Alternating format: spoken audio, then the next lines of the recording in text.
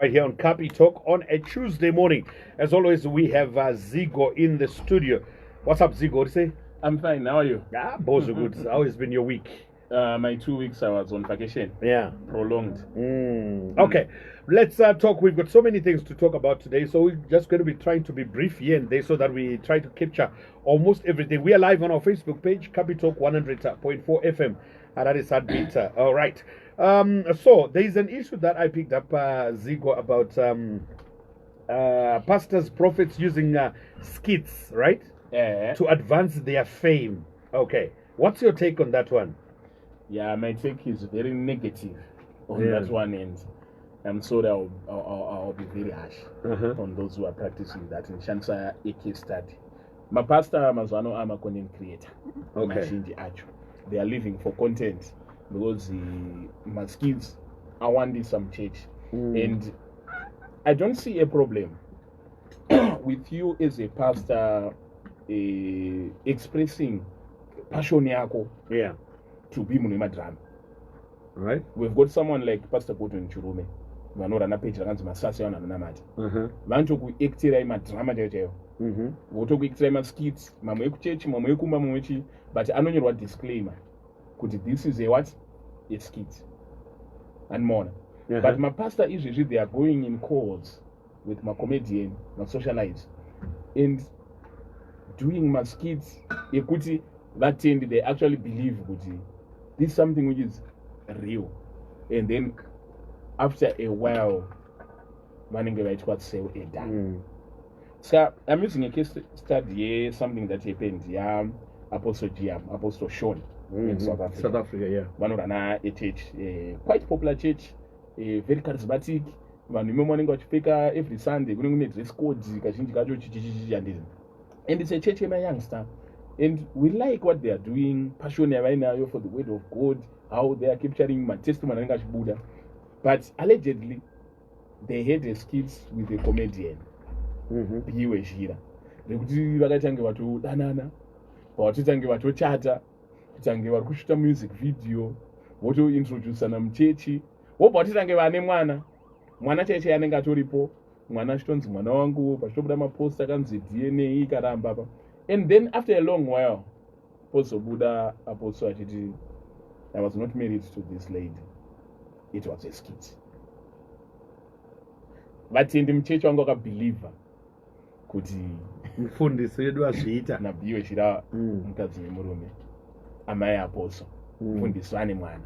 And then you go for something like 1.5 years, and then pastor said, I'm never married. Mnatori nemurume wake uyu inini handanga na mwana mulife mangu. Why did it took him so long to say that it was a skit?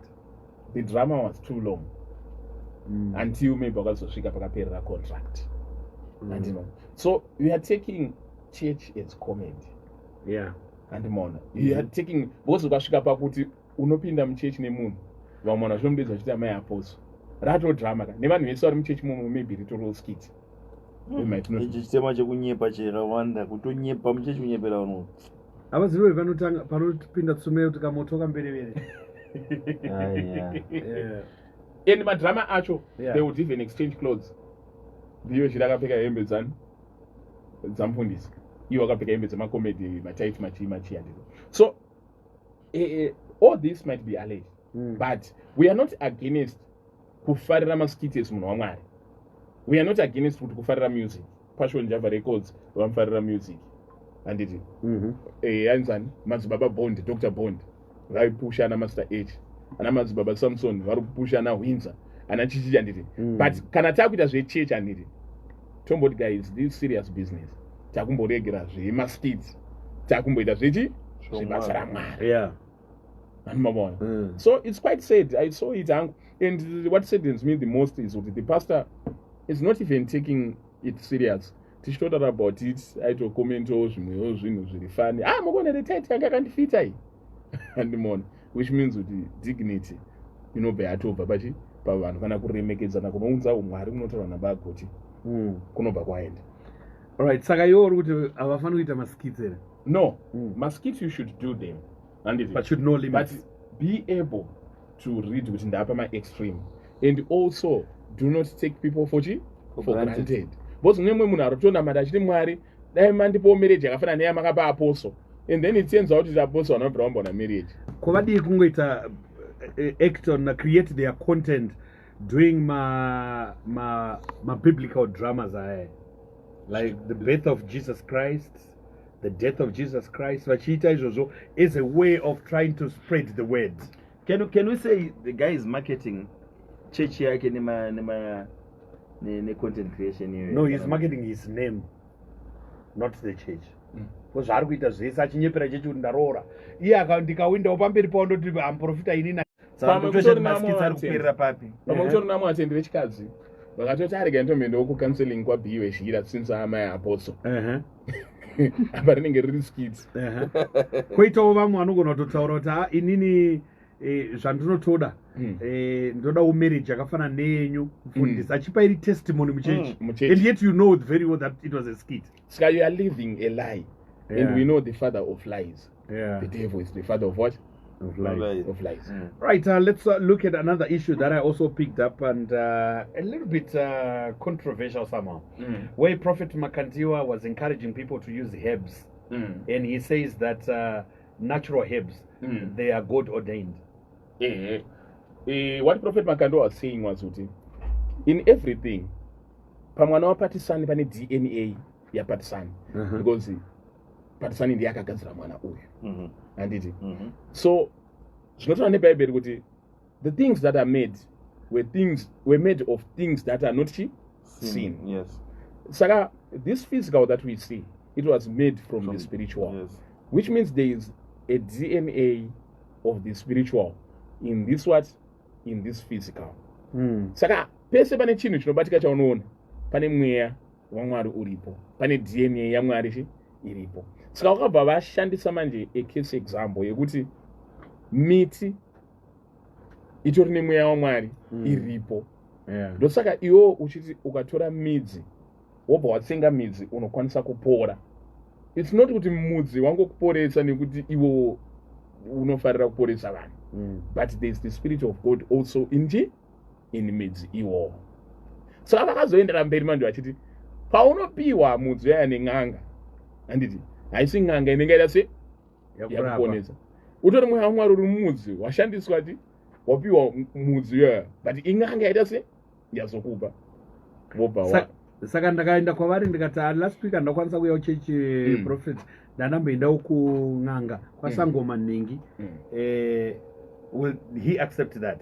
No, he didn't say kuti vanhu endai kun'anga, but mishonga yacho unouya nakuti no, mishonga yaya manje handiti point rezvabudiswa ndeyekuti isusu takademoniza midzi, makwenzi, makwati, takademoniza zvekuti izvezvi ndikarwadziwa nezino kune makwati ekuti ndokwanisa kuboilisirwa ekuti ndikaamwa dzinogona kupora zvamuchose, but ndinongonzi enda kwadentist kana unopiwa mapain ease.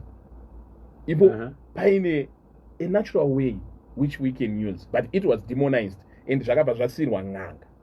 N'anga chainayo izvezvi knowledge. Hanzi vanhu vanga varoparara nekushayiwa zivo. N'anga iyoyo ine knowledge. Isu tikatanga kutoziva kuti gwenzi. Ndokupa another example which yatokupa discreet. Prophet Makwenzi obva wandaona gwenzi rinorapa chirwere chakati. Vanhu vatati no. Tatazviramba. But pamwe gwenzi rinoita se rinotorapa. Tini ndakamirira kuti pazobva munhu abva kuGermany akapfeka bhachi rewhite ari murungu nemaglazi, vobva vatora obva anoribika kuGermany ozoridzosa. Iwo semunhu mutema wanzoona kuti ichi chinorapa zvakati. Kuziva ambai anzi kuziva mbuya uchi uudzwa as long dzakaudzwa nen'anga dzato dzemunomu. N'anga dzemunomu ndo dzakatiudza makwenzi aya. Kwete n'anga chete, even ana sekuru vedu nana mbuya vedu vanotiudza. Anoona before chirungu chese chisati chauya ichi tairarama anomunoziva. Idzo n'anga dzacho kada kuzositarisa kazhinji kacho tine problem yetu tofunga kuti n'anga tinongotaura about kuroyana, kugadzirana, kubatana nchii handiti, but ukazoona vanhu vaya madhokta varungu nenhoti vairwadziwa varungu vane jealous vakomana vakabva vati mawitch doctor kuti vavashatise voitange madhokta euroyi. Saka ndikasangana naprofeti vachibuda pasekuru hazvifani, there's no news about it. Vabva umbonotsvaga ndunzi handichiudzwa mudumbu nanjimbonotsvaga muruma nyama. I think kana vachitonotsvaga gwenzi rekumudumbu maramba kupora inini hazvifaniri kundishamisa. I think that's one of the reasons why utonzwa tasangana naprofeti nhingi kwasekuru nhingi havazotiudza kuti vanga vafambirei, but vanenge vaenda kuchipatara because mumawedzi eshona tonzi ana chiremba vechi. Asi havazirivo futi here zvakare vatinozoona vamwe vanhu vacho vachimira pamberi pevanhu muchechi vachitaura kuti kun'anga kwakashata, asi ivo vanenge vachiendawo. Izvezvi pane karude awakening kari kuitika chekuti maprofita, mapentekostawo, ana madzibaba, anachi vakuita vachigamuchira chivanhu chedu. Kudhara vanhu vanga vasingatombochigamuchiri. Zvese zvine chekuita nechivanhu zvairamba. Unozoreti izvezvi music yajapreza yakugamuchirwa mumachechi. But kudhara japreza hainzi masvikiro machi. Vanhu vakuita vachiremekedza chivanhu chedu. Kuti ndokwanisa kunge ndiri mukristu asi chivanhu chedu ndichida sei ndichichigamuchira. Saka pati yechivanhu chedu ndeyekutoziva kuti makwenzi anotorapa, ende makwenzi haana mweya wasatan uri paari. Handimubona. Saka ndopanzi naprofeti Makandiwa unokwanisa kutotora gwenzi. Hanzi pane example yakabva washandisa. Mapoteto atendi todya, midzi, mbambaira, midzi, ende dzinenge dzitorapa chirwere chenzara. Ndimubona nemadhokta. But kune zvekuti vanhu vadesperate, unozozwa kuti munhu akazoponera nemidzi wakati. Handimabona. All right. So someone is saying that Anzi, all right? As guys, you're taking it wrong. The prophet said, be led by the spirit kuma HEBs, like what Moses did pamara. Not kuti endai kun'anga. What is going to lead me then? Spirit yacho ndeyipindondudza kuti endai kumuti wakati kushizha rakati. So ndinokwanisa kuprescribirwa muchechi here neHoly Spirit. Isu hatisomboti prophet wakati endai kun'anga. No, I'm talking about the listener. We're saying kuti Anzi, the prophet said, be led by the spirit. Aiwa, prophet havanamboti be led by the spirit. Prophet vakati iwewe paunodya gwenzi nenhaya kuti gwenzi mune mweya waMwari uripo, nekuti rakasikwa naMwari, panogona kuchiita healing power from gwenzi iroro. Saka iwewe paunopiwa mushonga kana nen'anga, haisi n'anga yakuporesa. Kana wapiwa mushonga kwegwenzi rariya, haisi n'anga yakuporesa. Saka be led by the spirit. Munhu paunoenda kana mafamasi uchinotenga nhingi mushonga wenzeve, unenge uchilidwa nespirit here, unenge uchilidwa nepain. Handimoona. Saka I think zvimwe zvinotoenda kuspiritualize zvedu. Another one from Innocent Muzheba. He says Jeremiah 8 verse 22. Is there no balm in okay, I stand corrected, Gilead or Gilead? Is there no physician there? Why then is not the health of the daughter of my people recovered?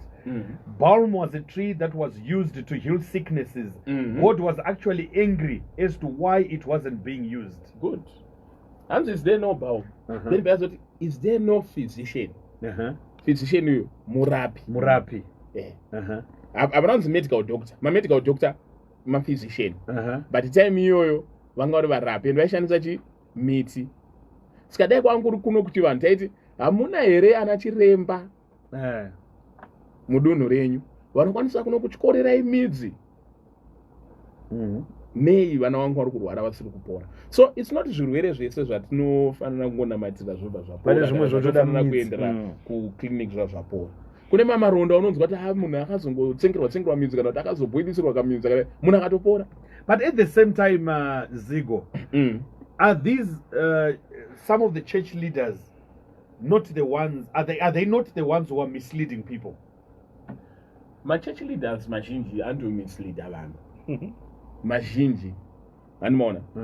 Because vazhinji vacho tikada kutarisa vanogona kutokudiscourage kutoenda kuchipatara kwacho. Asiva vakatora raikoko vari pacheck up. Just have faith. Handimona. Amuna pa COVID bebe, pakatika COVID. Kwantoro nemitemo yatorambidza ma church leaders kutaura about zvirwere izvi. Handimona. Because ma church leaders angona to mislead vanhu. But inini kurambidza munhu kuenda kuna chiremba wechivanhu. Kwandiri zvangofuna kuti nekurambidza munhu kuenda kuna chiremba wekuchipatara. Okay. So in other words, the misleading yachona comes in the sense yekuti anogona kupa stika rekuti namira pamota yako to be protected. Iye ane 2 security companies dzinogada pamba pake. Anenge achiprotecta empire yake. Anenge achiprotecta macustomers ake. Kwenini ndo protector nekapepa iri. Iwe paunenge uchiuya kuchechi handiti. Uri kuuya kuti ndizokusolvera maproblem. And one of my problem is kurwara kwauri kuita. Saka ndini chifanira kukunamatira kuti upore. But iwe kanoporera kuhospital manje.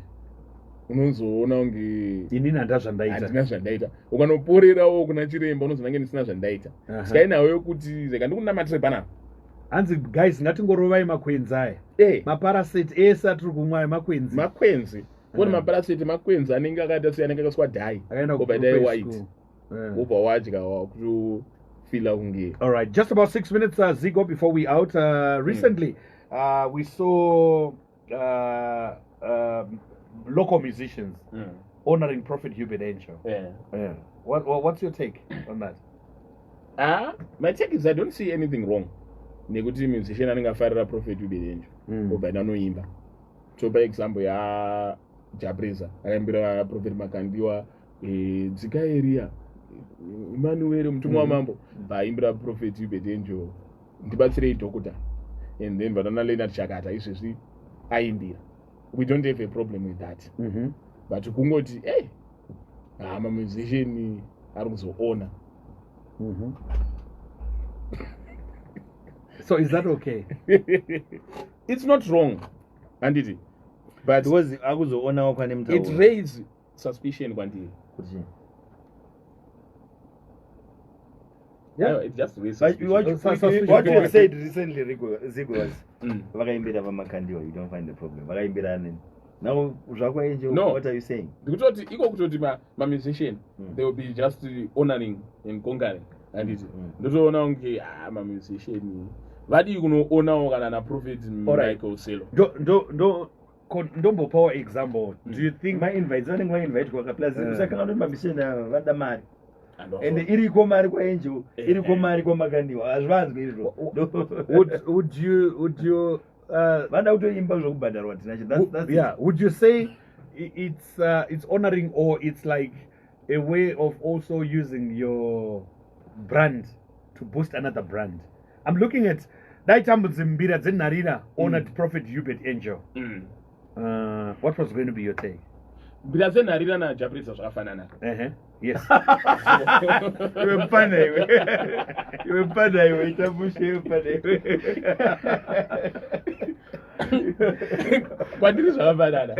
Is it not about being selective on the type of musicians and the type of music people do? You know, yeah. That's what I think. Semunhu wechechi tinacho right. Unoshedza munhu unova ndine affiliation naye anokwanisa kurelate to me. Yeah. So amene kuti iwe Zigo rupaona seri kuti chi. Inini I think mama totaura kare. We are talking about money, we are talking about the brand. And it Yoga Indosona Jabreza. As much as my prophets are in a social capital right now, Jabreza also is one of the best musicians in the country and a social capital of Fujiji. So it's a case of great recognizing great. Swap and top and I'm on. So kuni anu and it Jabreza honored Prophet Hubert Angel musically. And then maybe Prophet Hubert Angel gave the son the anointing of more music. Or they honored him Becky. But muimbi kanofana kubhadharwa. It's obvious kan ndozvo anoita Jabreza. Muimbi anoda itori basa rake, it's a profession. And then andifunge pane chakaipa munhu akanze abhadharwa nemunhu wechechi. Because really ndo basa rangu ndo zvanoita. But Bible manje rinozokuudza kuti do not seek the honor of men. Right, Zigo, I know that one we can talk about. Bible Zigo. I don't figure out Bible mashoko. I don't kupindi kudza zvaanoda. There's something that I want us to talk about. Time yedi sati yapera. I want your personal experience, Zigo, when you met up with Apostle Zinyake, the hangman. I want to find out the irony of the name, the hangman. As in that's exactly what that came into my mind when I heard the name. What's it? The hangman. Let's find out from Zico a personal visit. Yeah, Apostle Zinyake, I met him and I asked him, hey, Zimbabwe said they are a hangman. I've seen in Maana Bazet, Makashinga. And you know what he told me? He said, Ndakaenda kulinwenzi, ndakadzinga madhimoni. Zvoti madhimoni vanhu vakasvika pakuti muri kuhenga madhimoni mimi saka makunzi the hangman. Oh, okay. Saka ndo pakabva zita racho rekuti the hangman. So what this guy is doing, he is a charismatic, energetic pastor. And vanopreacha mamessage mamwe acho ekuti anogona kuita motivation. And he said, based on my background, ndakakura ndichitambura tsingaite. Anomaona. but then vanoita deliverance iri out of the world yekuti pavanodzinga madhimoni haadzoke zvekare anenge atohera saka ndo pari kubva zita rekuti the hangman. Saka dai vanhu vakangoti muri kuuraya madhimoni muri kuramba vaigona kutonzi killer man. Vainzi killer vakanyanya silent killer. But some of these names haasi anozotaura kuti vanhu tifunge zvakawanda here in terms of change. No, manickname handimaona. Manickname ndo angofanana nekuti Prophet Makandiwa the seer, Prophet Dubet Angel the major. But anyanyovhundutsa mazita Aya ake. akanaka. Pane mamwe mazita Ana witch killer. Witch killer anouraya akavaroi. Handi Bible rinoti do not let the witch live. Saka when I'm killing witches. Yeah. Mazita aya. Vanmona. Yeah, so many things, but Selanonzi. The Dare Tacha. Anobata Dare. Chada kupamba Zigo. all right, Zigo, thank you so much for the time. Our time is up for today. We get to do this again. That will be next week on Tuesday, right?